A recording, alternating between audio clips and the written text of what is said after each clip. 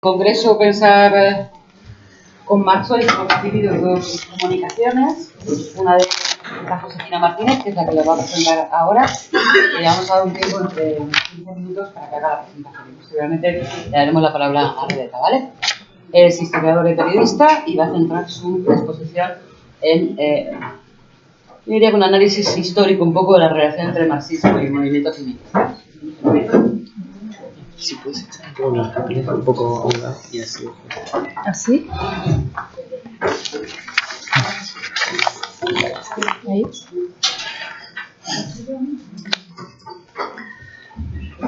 Vale, bueno, muchas gracias por quedarse después de la charla anterior, que ya era interesante.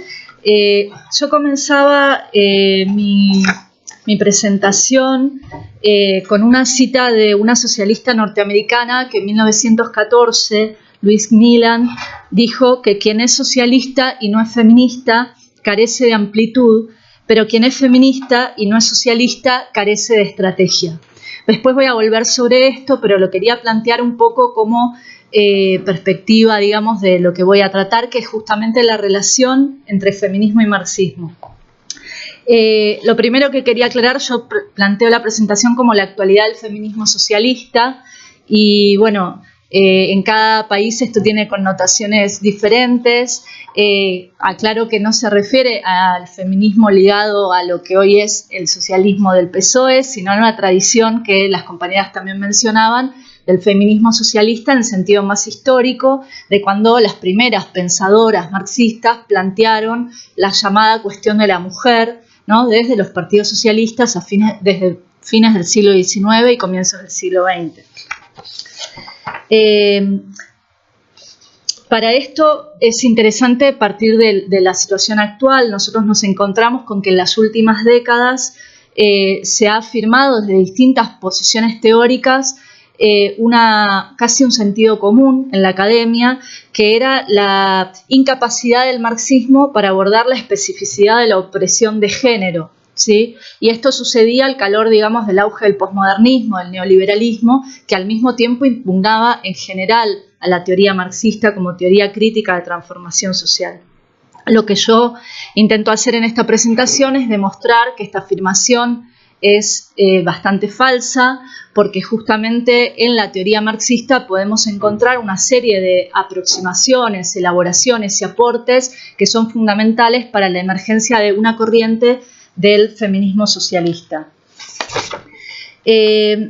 Las primeras ideas, como decía Marga, voy a hacer un recorrido histórico. Las primeras ideas del feminismo moderno, sabéis que aparecieron ya, digamos, como producto de la Revolución Francesa, cuestionando justamente el pensamiento, los límites del pensamiento de la Ilustración, la misoginia ilustrada, ¿no?, de pensadores como Rousseau, que planteaba que las mujeres tenían que mantenerse recluidas en el ámbito de la sensibilidad, de lo doméstico, del cuidado, mientras que a los hombres les correspondía el ámbito de la razón y de lo público. Bien, pensadoras como Olympe de Gouges o Mary Wollstonecraft aportaron esta crítica y dieron las bases a la teoría feminista como tal en la época moderna. Ahora bien, producto de las grandes transformaciones que desencadenó el desarrollo del propio capitalismo, lo que se produjo fue un ingreso masivo de las mujeres trabajadoras al mundo laboral, y esto trastocó los cimientos, podemos decir, de las relaciones entre los géneros, entre los sexos, porque a esa idea idealizada, mistificada de la mujer en el hogar, se le enfrentó la realidad de miles y miles de mujeres de la clase trabajadora, fundamentalmente porque fueron las primeras que ingresaron al mundo laboral, que eran sometidas a la más cruenta explotación y hacinación en las fábricas, al acoso sexual y laboral, etc.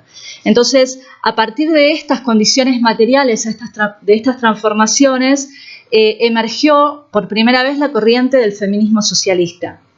Podemos decir que antes de que Marx y Engels plantearan la idea de la unidad de la clase trabajadora, ya había sido una mujer la que había planteado por primera vez esta idea a mediados del siglo XIX. Esta es Flora Tristán, Si conocen su obra, que les recomiendo, tiene diferentes escritos y tiene un pequeño librito, casi un folleto, que se llama La Unión Obrera, donde el tercer capítulo de este folleto estaba dedicado especialmente a las mujeres trabajadoras, que ella las llamaba las últimas esclavas de la sociedad moderna en Francia.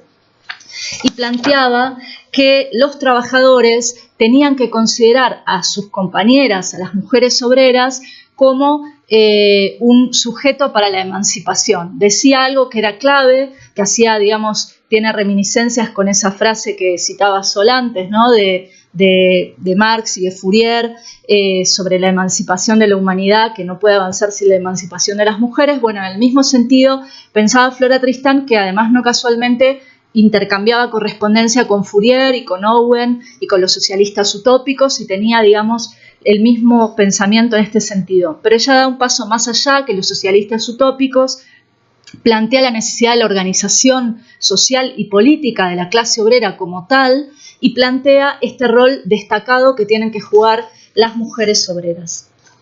Bien, después de Flora Tristán nos encontramos, para ir así muy rápido, mencionando, ¿no?, algunas ideas con el pensamiento de los propios Marx y Engels. Esta idea más general que está planteada en la Sagrada Familia, está parafraseando la idea del socialista utópico Fourier, pero también en otras obras. Por ejemplo, en La situación de la clase obrera en Inglaterra, que es un texto de juventud de Engels, nos podemos encontrar con un análisis, casi un trabajo de campo antropológico que hace Engels metiéndose en las barriadas obreras de Inglaterra, de Londres, para describir la situación terrible de explotación de las mujeres trabajadoras, que él decía que además esa situación de explotación tendía a disgregar los lazos familiares, porque llevaba a que hombres y mujeres trabajaran entre 12 a 14 horas, y por lo tanto decía quién se ocupa de los niños, y daba, por ejemplo, los datos de cómo había un gran índice de mortalidad infantil porque no había prácticamente quien pudiera cuidarlos. Estamos hablando de el momento de acumulación, digamos, del capitalismo, donde todavía no había leyes de protección del trabajo de las mujeres, donde los sindicatos recién estaban en su momento de formación, etc.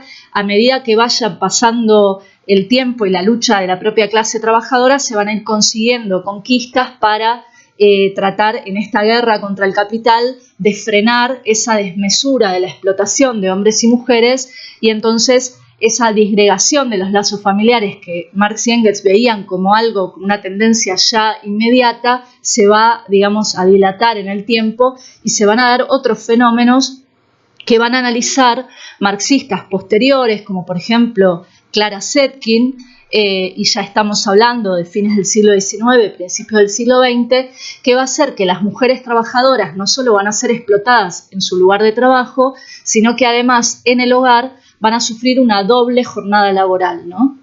Entonces nos encontramos con un fenómeno que ya es propio del capitalismo, donde Zetkin va a analizar, por ejemplo, las distintas formas que adquiere la opresión de las mujeres de acuerdo a las clases sociales, ¿no? Ella dice, la opresión de las mujeres no es un fenómeno que sea un resabio del pasado, de épocas precapitalistas, sino que en el capitalismo se da de forma desarrollada y aumentada. Pero la opresión de las mujeres no se da igual en todas las clases sociales. Entonces analiza que, por ejemplo, mientras en las familias de la clase media alta, de la burguesía, la familia va a ser el ámbito de transmisión de la propiedad privada, de la herencia, etcétera, ¿no? Y de ahí el derecho paterno, y las mujeres de esas clases van a luchar por tener igualdad en la propiedad. Dice, entre sectores, por ejemplo, de las clases medias, se va a dar un fenómeno diferente, que es que las mujeres lo que van a buscar es tratar de acceder al mercado laboral y profesional, por ejemplo, a poder estudiar en la universidad, hacer carreras, a poder llegar a otro tipo de trabajos, y en ese ámbito van a competir, digamos, por los hombres que no van a querer la competencia de las mujeres en ese ámbito del trabajo. Y una situación diferente va a ser la de las mujeres trabajadoras, que, como les decía antes, fueron las primeras en ingresar al mercado laboral, pero que también eran percibidas por sus compañeros e incluso por los sindicatos en sus orígenes como un posible factor de competencia, porque justamente los capitalistas utilizaban el trabajo de las mujeres para disminuir el salario y las condiciones laborales de los hombres, ¿no?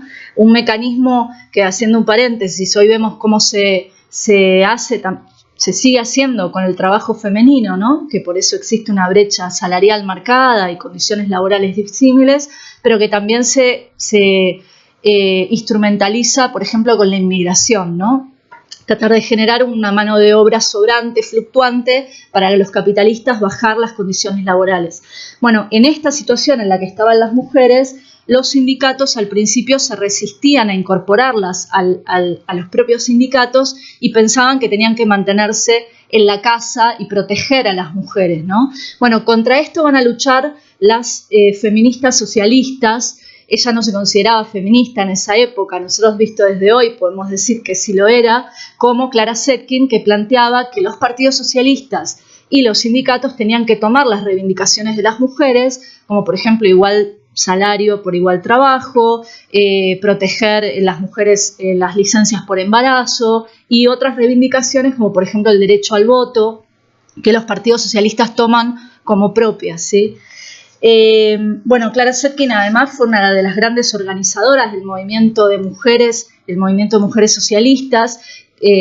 Sabéis que el 8 de marzo, que nosotros salimos a la lucha todos los años, fue una propuesta de Clara Zetkin en un congreso de mujeres socialistas en 1910 para celebrar un día de lucha internacional de las mujeres.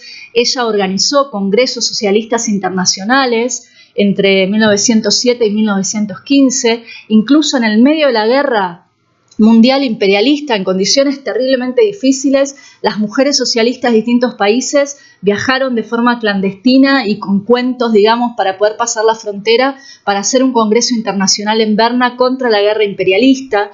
Cuando Clara Zetkin vuelve de ese congreso es metida presa en Alemania y acusada de traidora. Bueno, esta es un poco la estirpe de esas mujeres socialistas y de esa tradición del feminismo socialista internacionalista.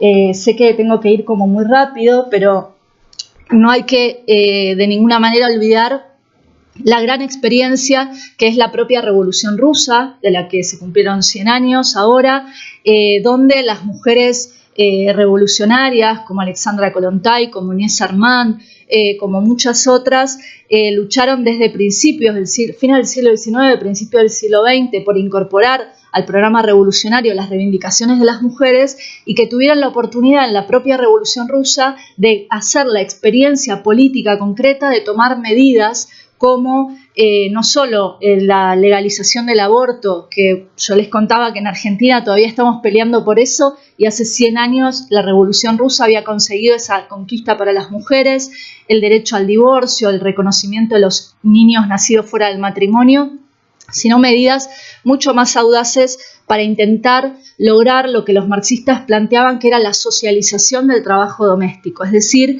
quitarle la carga del trabajo doméstico a las mujeres en el ámbito cerrado de los hogares y traspasar esas tareas que llamamos de cuidado al ámbito social, como si fueran una rama más de la producción. Es decir, ¿por qué si la economía se puede organizar una rama de producción para producir aviones o trenes, por qué no podemos usar la tecnología para que las mujeres tengamos que dejar de todos los días tener que pasar ¿no? un trapo, limpiar, cocinar, etcétera, si esas tareas se pueden socializar en lavanderías comunitarias, en comedores comunitarios, con tecnología, etcétera, etcétera? Porque veían que esa era la forma de arrancar a las mujeres del trabajo doméstico, que era lo que generaba esa doble carga, ¿no? No solo en el ámbito laboral, sino en el ámbito del hogar.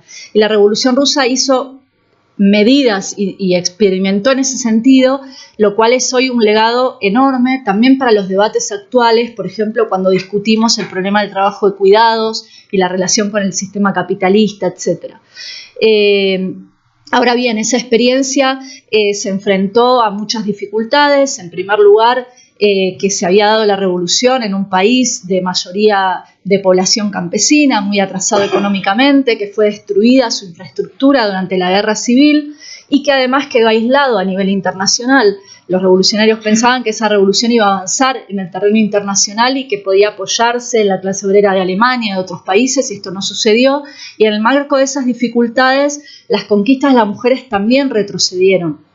Y esto también se expresó en el terreno del Estado con medidas que iban en contra de las primeras conquistas, algo que creo que se puede relacionar con estos desencuentros que hubo posteriores entre marxismo y feminismo, ¿no?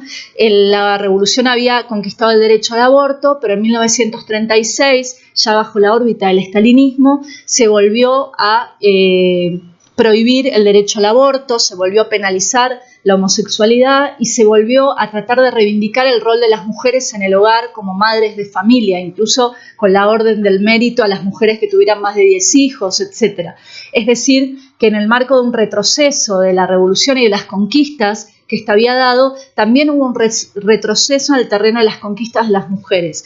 Y esto creo que explica en parte esto de lo que se hablaba antes, de que a partir de entonces hubo un cierto desencuentro y mucha tensión entre feminismo y marxismo, porque, por ejemplo, cuando el Partido Comunista francés plantea que el segundo sexo de Simone de Beauvoir era una abominación, ¿no? Las feministas no les caía muy bien esto, quiero decir, o cuando se veía la experiencia que había sucedido ya en el Estado ruso, entonces se decía, bueno, pero si esa es lo que aspira el marxismo, a las mujeres nos dejan por fuera.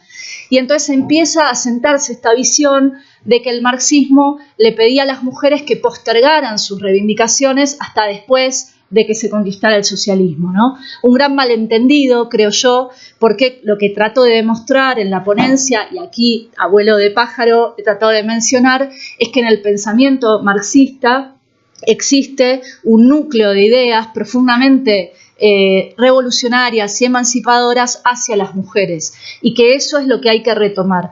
En los años 70 este debate se da, se vuelve a dar.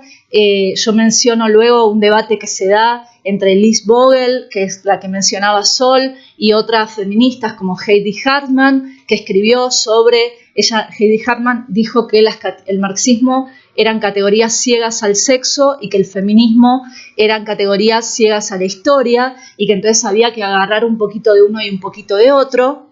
Y Lise Vogel trata en cambio de mostrarle que en el pensamiento marxista, sin tomarlo obviamente como una Biblia ni como una receta, sino desarrollando su método, etcétera, había una base para una teoría unitaria que entendiera capitalismo y patriarcado no como dos sistemas completamente autónomos y separados, sino como una totalidad compleja a lo que le podemos agregar, ¿no? La opresión heteropatriarcal hoy por hoy, ¿no? Con lo que han sido los aportes de la teoría LGTB en el último tiempo, etcétera, ¿no? Pero bueno, desde ahí yo lo que, por último, ya para cerrar, creo que hay muchos aportes que se pueden retomar de esta tradición del feminismo socialista. En el caso de Kollontai, por ejemplo, todos sus escritos sobre la liberación sexual, sobre el problema de las formas del amor en el capitalismo, el amor propiedad, que ella decía que era la forma del amor burgués, a lo que le contrapone el amor camaradería, el amor juego y distintas formas que son hilos de pensamiento que se pueden retomar para pensar también problemas actuales, ¿sí? Y por último, yo menciono lo que están elaborando algunas teóricas actuales que a mí por lo menos me resultaron muy interesantes, como Titi Bhattacharya, como Cynthia Arucha, Sarah Harris y otros, que lo que hacen es retomar esta elaboración de Lisa Vogel y elaborar lo que se conoce como la teoría de la reproducción social, a partir de ciertas categorías de Marx en el Capital. Entonces retoman la conceptualización de Marx sobre lo que es la fuerza de trabajo en el capitalismo y cómo esa mercancía, la fuerza de trabajo, es una mercancía especial porque es la única que produce valor, produce plusvalor, pero dicen, bueno, lo que no desarrolló Marx hasta el final, pero hay un hilo al que se puede tirar y desarrollar, es cómo se produce esa mercancía especial que es la fuerza de trabajo. Y esa mercancía, es decir, los trabajadores, para ir y producir valores en las fábricas y realimentar la circulación del capital, tienen que todos los días en su casa comer,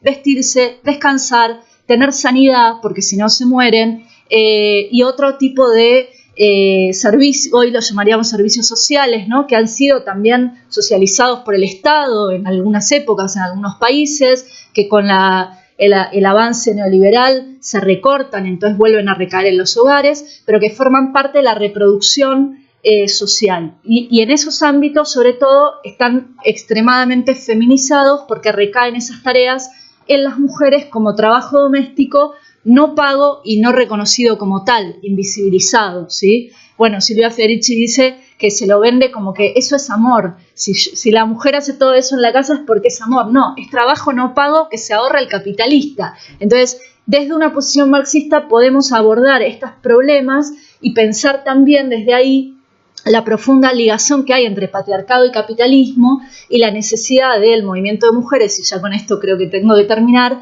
de avanzar en una lucha que es antipatriarcal, anticapitalista, antirracista, etcétera, contra todas las opresiones, y que esa es una lucha que no podemos dar solas las mujeres, porque si enfrentamos el sistema capitalista de conjunto necesitamos también a nuestros compañeros varones en la lucha contra el capital, contra el racismo, contra el heteropatriarcado, etc. Creo que la huelga de mujeres plantea algunas de estas cuestiones de forma potencial y es lo que tenemos que fortalecer hacia el próximo 8M y en los debates que se dan. Y disculpen si me extendí, pero bueno, fue todo como un boom histórico, nada más.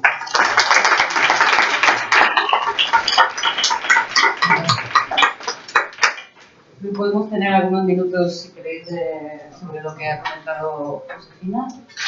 O si queréis, hacemos la siguiente. Podemos comentar un momento.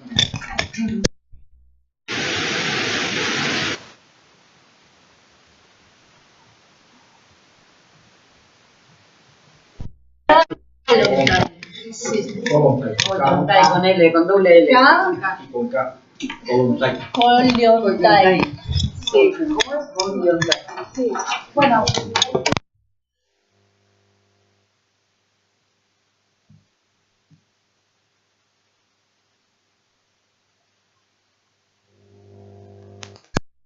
Ministra en un gobierno en el mundo. Ella fue como si fuera comisaria del pueblo para la sanidad pública después de la Revolución Rusa. Y hay varias, de ella hay publicadas varias cosas. El Viejo Topo tiene algo publicado, hay una compilación que hace Ana de Miguel. En la librería feminista. En la librería de mujeres y todo se encuentra, sí. Y puedo pasar otro aviso. Yo estoy escribiendo un libro que se va a publicar en un mes, si tenemos suerte, que es sobre mujeres revolucionarias, y una de ellas es Alexandra Kollontai y su historia y su pensamiento. Otra es Silvia Pankhurst, que es bueno, yo no la mencioné, pero es impresionante su historia. Angela Davis y otras, así que ya escucharán de ello. En Lengua de Trapo, que sale con la revista Contexto. Sí. Ah, revolucionarias. Se van a acordar. Hay un libro, solo por comentar, que yo no voy a comentar, se llamaba Partisanas. No sé si lo conoces. No. Pues en los años 70, que hacía también la misma reivindicación de las mujeres, sobre todo que lucharon en la resistencia italiana o noruega en la Segunda Guerra Mundial. Es un libro absolutamente precioso, a ver si lo logro volver a encontrar y volver a ponerlo dentro de la documentación que tenga el Congreso, porque me parecía fascinante, ¿no? También. Y yo solo tengo una pregunta, ¿me dejáis? Sí. Yo estoy segura de que Josefina tiene razón, de que sobre todo cuando surge el movimiento marxista, incluso el propio Marx, y las mujeres que empezaban a reflexionar, tanto el movimiento obrero, incluso dentro de la burguesía del siglo XIX, se leían mutuamente, es decir, que se conocían, ¿no? Cuando estudiamos los textos de Séneca Fo, de las vindicaciones de las mujeres, estábamos seguros de que habían leído el manifiesto, o tenían cartas, o se conocían. Quiero decir que estoy segura de que esa relación, por lo menos entre las personas que estaban más repensando un mundo cambiante, por supuesto que existía. ¿No te lo parece a ti?